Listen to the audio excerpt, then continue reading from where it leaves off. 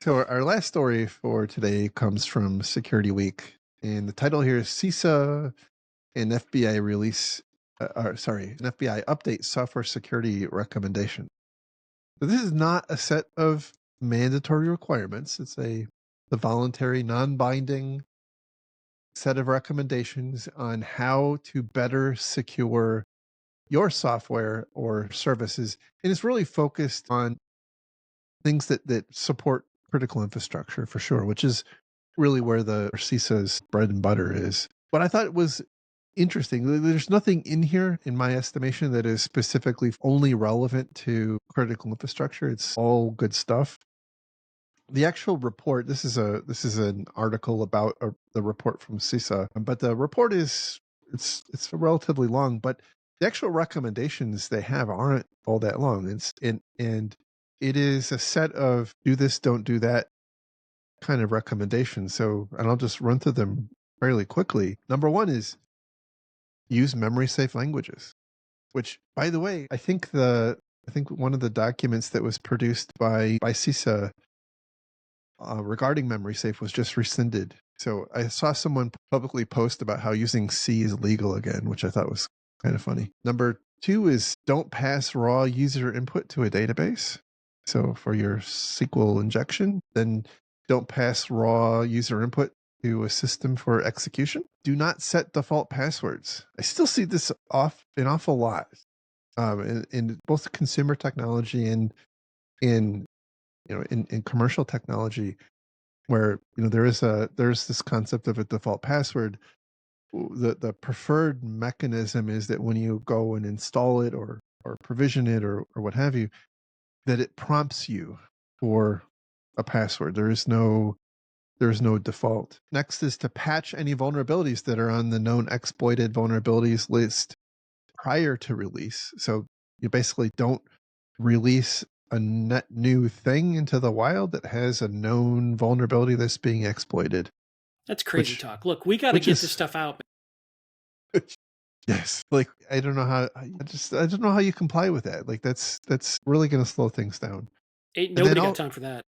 and then also to provide free updates within 30 days of when a new vulnerability impacting your piece of software or technology has a vulnerability that is on the known exploited vulnerability list. So again, I think most of the industry expects that, but I think it's more focused on the time frame.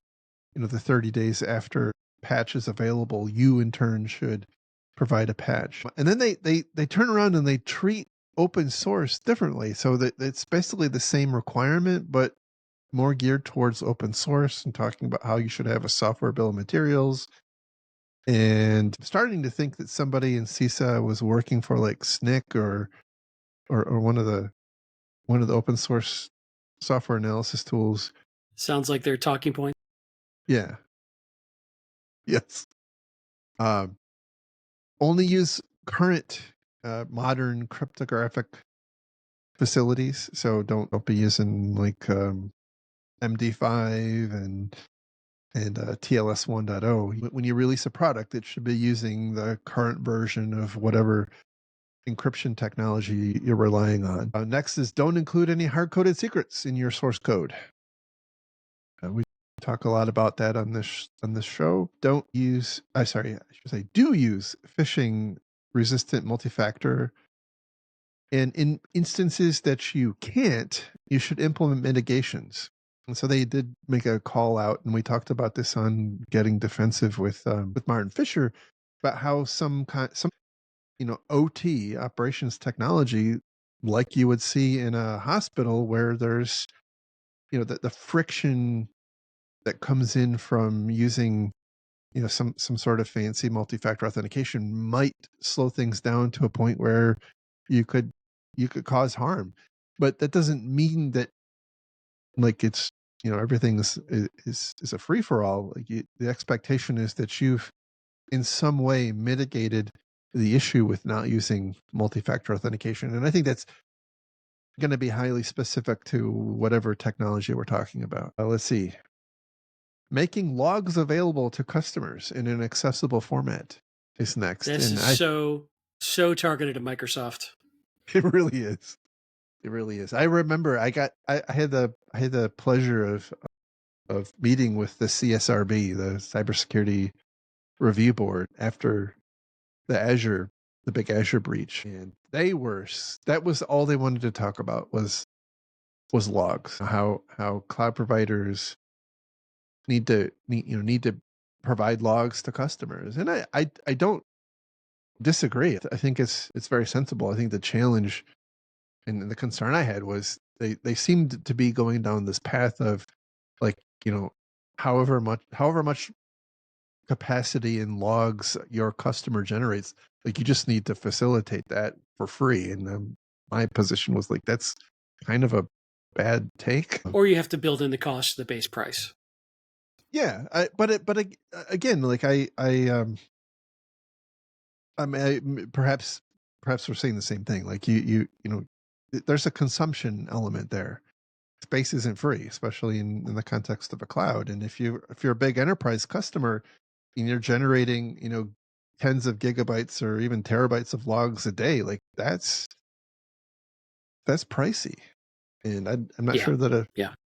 I'm not sure that you're going to be competitive if you're forcing a small company who generates kilobytes of logs a day to kind of pay the same rate. So, but the concept, I think, is sound. Like, as a customer, you need logs. You need to be able to pipe it into your SIM or what have you to know if something's going on. It's very sensible. Let's see. You need to publish complete CVEs when a vulnerability is discovered in your offering. And I think we see this. This is, by the way, is also a bit of a poke at Microsoft. And I will also say it's a bit of a poke at the cloud in general and SaaS in general, where I think CISA has historically been kind of irritated with the SaaS and cloud industry, who has their own set of vulnerabilities. I'm not talking about, like, my cloud runs on Red Hat and Red Hat had a vulnerability and therefore I need to go open up a CV. That's not it. It's like, as a cloud provider, I write code that runs some aspect of the cloud, and sometimes that code has vulnerabilities, and when that happens, I should go and open up a CV, and that happens very rarely. And I can argue both sides of that, by the way. What about a SaaS vendor that handles all that as microservices and auto patching for the SaaS service? So again, I can argue both sides. I don't see, you know, my perspective on it. And this, by the way, did come up in in one of the discussions with the CSRB. But my perspective is that, like, what is a customer going to do with that? There are no user serviceable parts. Like, so I publish a CVE that says that, my cloud widget has this vulnerability. We've already fixed it. It doesn't exist anywhere else in the world. So what is the value add in Oh, I'll tell you. having it? It's going to spin up a ton of third-party risk management people to send a whole bunch of spreadsheets asking a whole bunch of questions. You're right. You're Because they're going to absolutely want to right. know, were they in any way impacted by this vulnerability while it existed? Right. Right. And they have to do something. But so and look, you're right. In my response to that was always, if you were impacted, we would absolutely, like, we're obligated to tell you. No, Like, no, no, no, no, no. You're not truthful unless it comes in the form of a spreadsheet where we ask specific questions. so we need to do, like, proactive spreadsheets. Even then, how can we trust you if we don't ask the question? Fair. I mean, It's like the Wonder Woman lasso of truth. If it comes on a third-party risk management form spreadsheet, it must be true. there could be no fibbing on those forms, for sure. But that's exactly how this plays out, though. Yeah. Now, so on the other side, right? On the other side, if I mean, look at I think the issue that spawned a lot of this discussion, which was the Microsoft Office 365 vulnerability, where, there was an issue that resulted in untold numbers of customers having their email exposed to a threat act. And so if the response is to just fix the problem silently, now obviously that didn't happen in the case of Microsoft, but I think what they're saying is that we can envision it happening where there is a, because it's all happening below the line and out of sight of the average person or average consumer of the service, we can envision it happening where there is a bug, there's a vulnerability that was exploited, quote, as a 0-day that was then later patched, and no one knows about it. And so you as a provider should be telling the world that, hey, we had this bug, which would then give your customers the opportunity to go and do their own investigation. Now, I have had customers who had that very discussion with me, like that they said those very words to me. And now obviously, we had to be diplomatic to customers, right? But the thing that I always wondered was like, what do you think you're gonna look for? Because like you're not the kinds of access, the plumbing that you have access to is not where you would see indicators, of a problem. The kinds But of their executives are right. demanding their ops team do something. We have to do something. I mean, I think it all comes back to the concept, which you're right. Like we have to do something. We feel like we have to do something. We can't do nothing. But the reality is there isn't a lot that you can do except say, well, Jesus Christ, this is the fifth time, this provider has had an issue in a month, and so therefore, like, we're going to go find some other company that doesn't have issues like this so often. But then you have to ask, well, is it because like they're being overly transparent and everybody else is hiding it? That. So anyway, I think it's a very problematic area. I think it's certainly much more cut and dry with software products. And by the way, we have seen instances where software products have kind of also skirted the issue of creating CVEs. So, um, I think in that instance, it's a much more, it's a much easier concept. It's hard to argue against a product that you run in the infrastructure should have a CVE if there's a vulnerability like that. That is just eminently sensible. I think we would have a discussion about the SaaS and cloud side. Um, I When I put my CISO as a cloud provider hat on, I have a hard time understanding. It just creates work.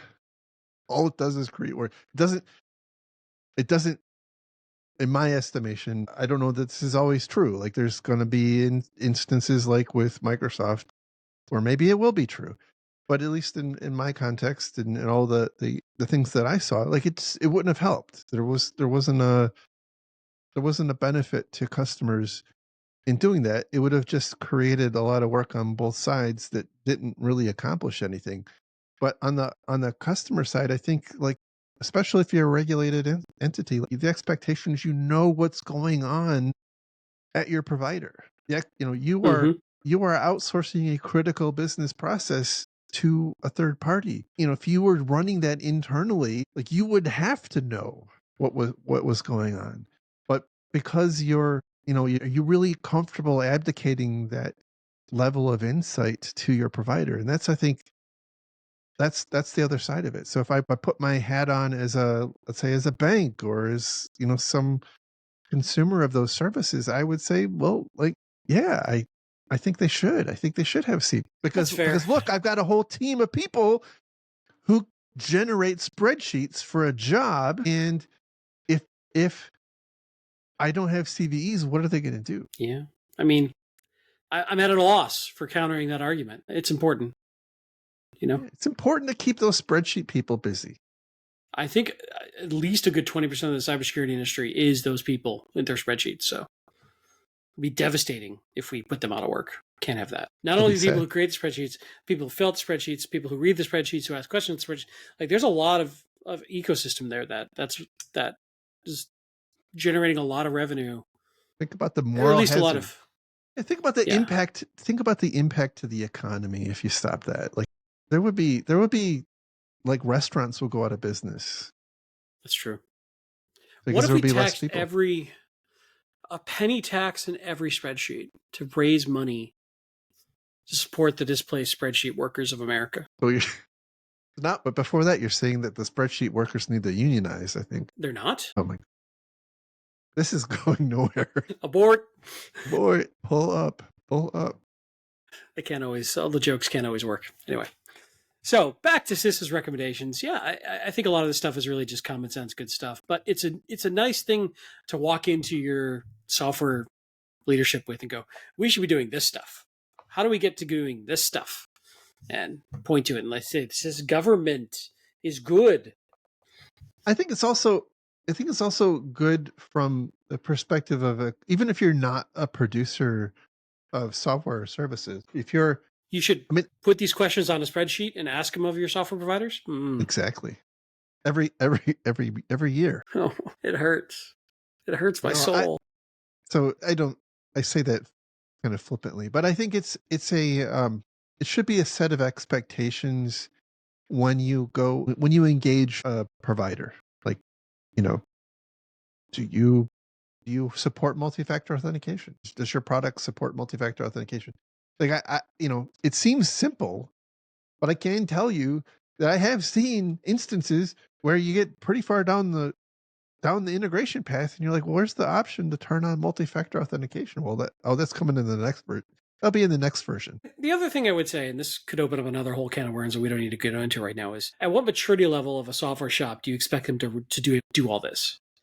If they're like version 0.01 beta pre-launch, just trying to get out in the market with a novel widget, might be a lot to ask. Perhaps, but then again, not a lot of this stuff is really radical.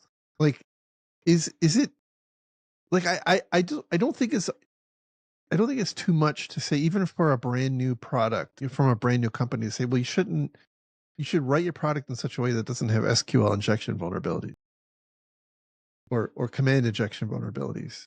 And I don't think you should put stuff out that has currently known critical vulnerabilities. Agreed. But if you're a small shop and you've got a couple of software folks on board who aren't deeply trained or experienced in secure development, who's going to tell them? How would they know? Who's going to teach them? Well, it's fair.